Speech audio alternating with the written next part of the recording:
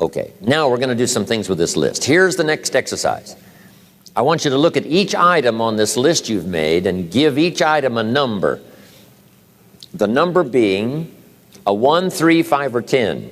And this is why. I want you to look at an item and say, I think that would take about 1 year.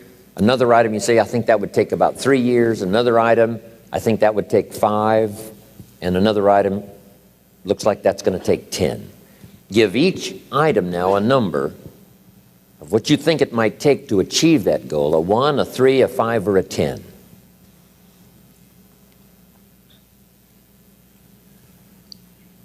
Just somewhere close, doesn't have to be exact. That's about a 1, that's about a 3-year goal, that's about a 5-year goal, that's about a 10-year goal.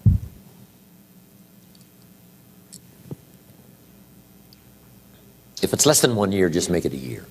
If it's more than 10, just make it 10. 10 plus something. Just approximate 1, 3, 5, 10.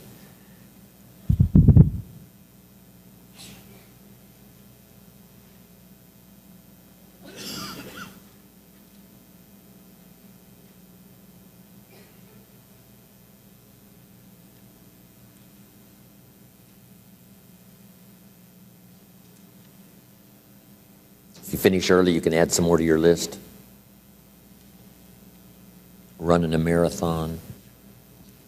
Now, as soon as you've given each item a number, I want you to now go through and count them. How many 1s, how many 3s, how many 5s, how many 10s? And then just make a little list of those numbers. How many 1s, 3s, 5s, 10s? This is going to be interesting.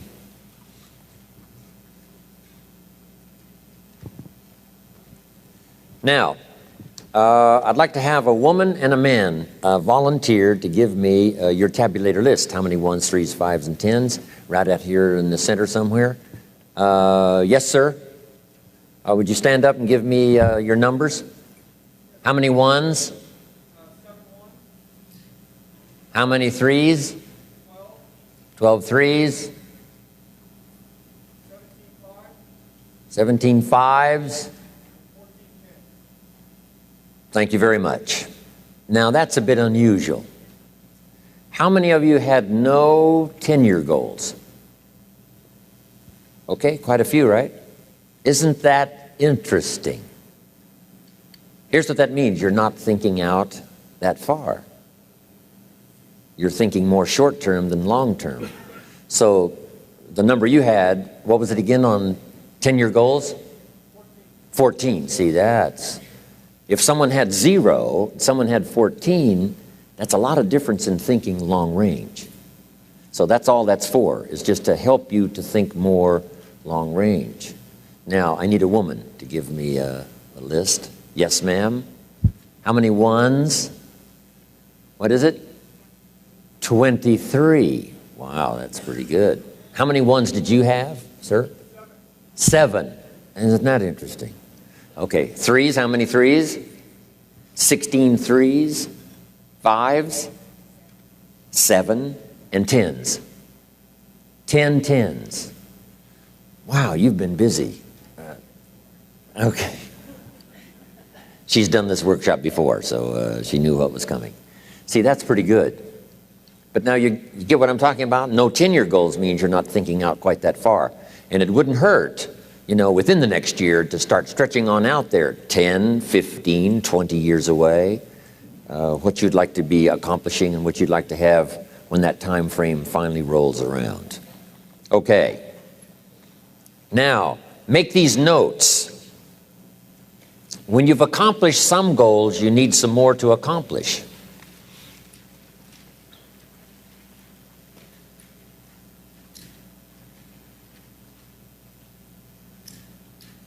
Next, it's very important when you reach a goal that's significant or important to you to celebrate.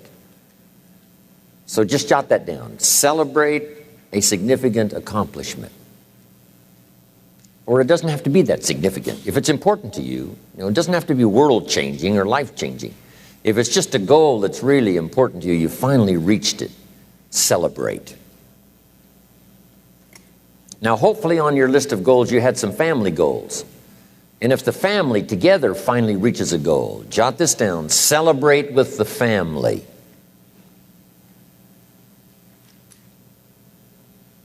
And if you're checking it off, let each member of the family put their check mark on this goal, because the whole family worked on this one. Now here's what this will do. It will help each member of your family to make a longer list of goals. Wow, if we can accomplish this, think of what else we could do. The same is true of you individually. When you accomplish something, check it off, celebrate. It'll help you to grab your list, wherever it is, and say, hey, if I can get here, I can double that original list. So celebration creates excitement to develop a longer list. You also need goals ongoing. When the early astronauts went to the moon, some of them, when they came back from the moon, had psychological problems. Some of them drank too much, got into other difficulties. And one of the reasons is, where do you go now that you've been to the moon? So here's what they did later. They made sure that the astronauts later, who came back from the moon, had plenty of projects to keep them busy after they had been to the moon. And the same is true of you and me. Goals, after you've reached them, another list. After you've reached those, another list. My father lived to be 93. You can't imagine the goals he had. One of his goals when he was 92 was to get his driver's license renewed. Guess what he got it renewed for? 4 years. At age 92, he got his driver's license renewed for 4 years. Now, he didn't live long enough to... If he'd have thought about it more, I think he would have lived 2 or 3 more years just to make sure he filled all that out. So he only lived to be 93, but at 92, got my driver's license renewed for 4 years. You can't imagine. He used to show his driver's license around everybody. Unbelievable. So, goals to replace goals that you've achieved, on and on. The rest of your life. Because the philosophy we discussed yesterday was what? How far should you go? As far as you can. How many books should you read? As many as you can. How many friends should you make? As many as you can. How much should you earn? As much as you can. That's it. What should you try to be? All you possibly can. And that's the purpose of this exercise, is just to stretch you, get you to think, get you to wonder, get you to ponder. I wonder what might be possible. If I could get everything I wanted, what would that be? Now here's the next exercise. Okay, jot down the question. On your list of one-year goals, which are the 4 most important?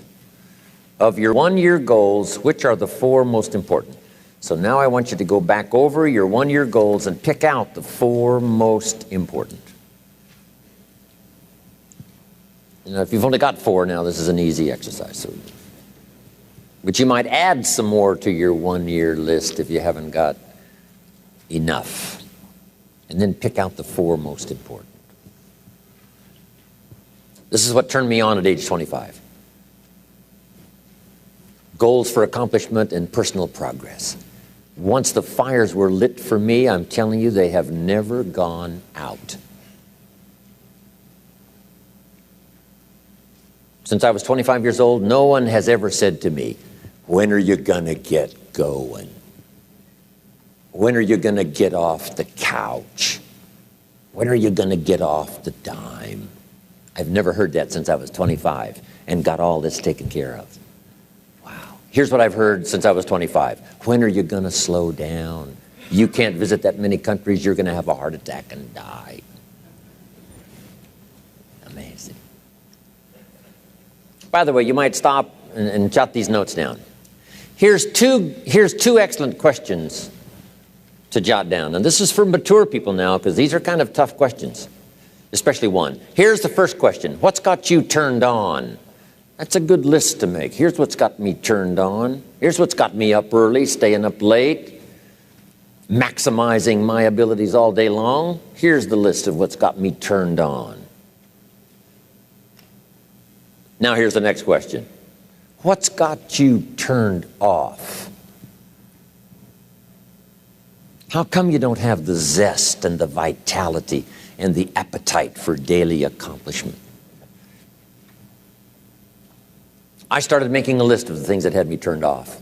And once I got that settled, and then started making a list of what had me turned on and what would turn me on in the future, I'm telling you, my life has never been the same. It was like a revolution, a personal revolution, a 180-degree turn. Wow. I can't say it strong enough.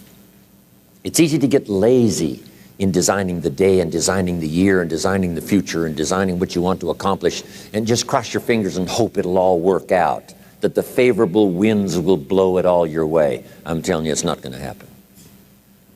So this is the part of the exercise. It's just, buckling down, making this list. And you got to continue this long after we've, turned out the lights and we've all gone home. Keep this up. And one of the best ways to keep it up, I've already covered yesterday, is what? Teach it. The key is to teach it.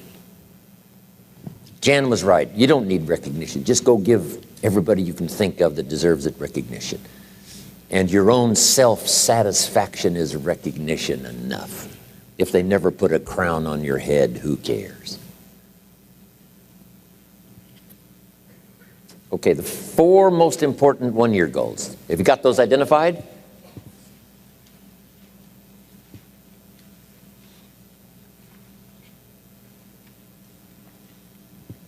Okay, now here's the next exercise. This will take now just a little bit of time. And the question is why? Why are those 4 goals important to you? Because the why is very important. And I'm going to give you some notes on that a little bit later. So just start a little paragraph. Why those 4 goals are important to you. A couple of more minutes for this one. And then we'll put a little star there that says continue this later. And then I have some more notes for you to take. A couple more minutes. Why? This is a good question to ask kids.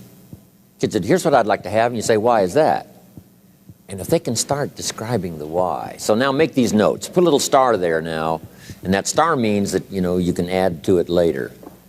So make these notes now. Here's the first one. When the why gets stronger, the how gets easier.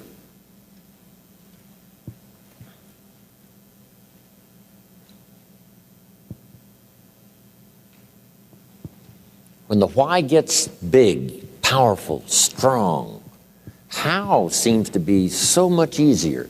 Without a strong enough why, the how seems to be too difficult almost to accomplish. Say, how do you manage your time? Hey, if you had strong and powerful enough goals, you'd figure out how to manage your time. You'd get a book on the subject. You'd do something to manage your time if it was worth it. If it's not worth it, why would you bother studying the art of managing your time if it really doesn't matter? But if it really mattered in the accomplishment of your goals and why you wish to accomplish them, see, you can do anything. You can get up any hour, read any book, take any class, make any change, develop any skill, do any discipline. I mean, you can do it all. When this how and the why, or when the why starts to grow, the how gets simple.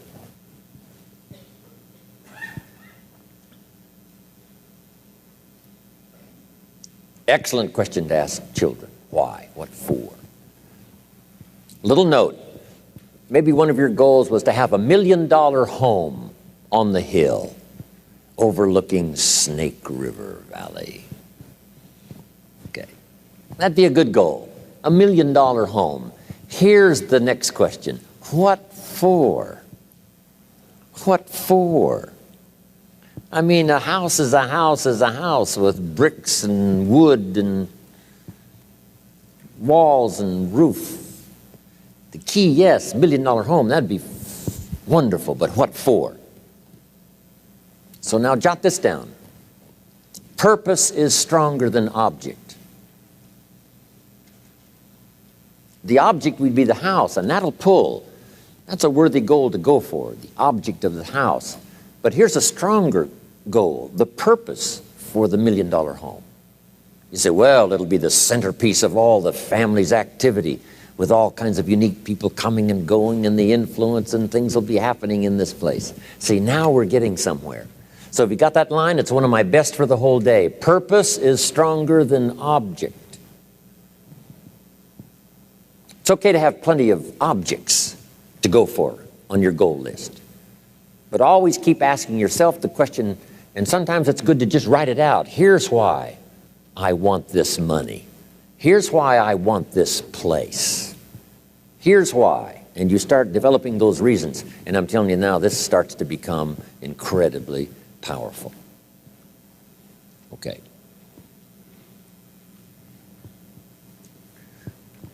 Now here's some more notes. Some of your goals should be personal development. The person you wish to become.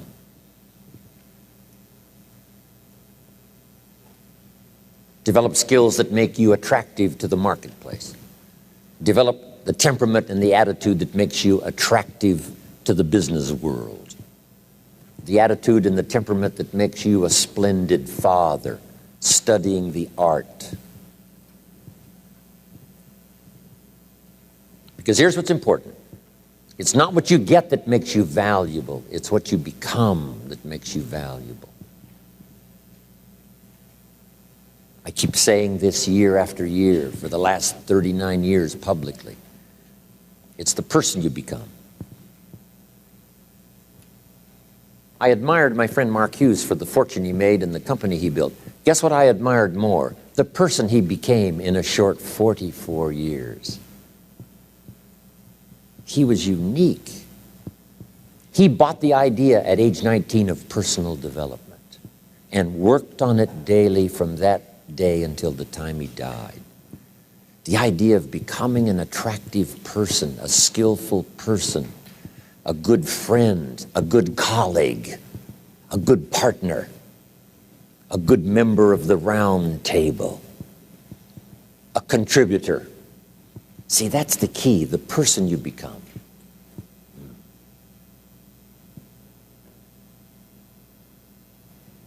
Okay, now here's the next exercise. Isn't this good stuff? I mean, I'm telling you, this stuff changed my life, altered the course of my life. From milking cows to sitting on this stool. Incredible. What a journey. And part of the explosive stimulation started when I met Earl Schoaf, and he asked me, have you got a list of goals? And I said, no. And he said, then I can guess your bank balance. I thought, whoa. I immediately started studying the art. And the art and the accomplishments of it helped to change my life and qualified me to come and speak to you today. Right? You got to be qualified, right? Invite 1,000 people to come, hear what you've got to say. It's unbelievable. But all of this journey, happened for me.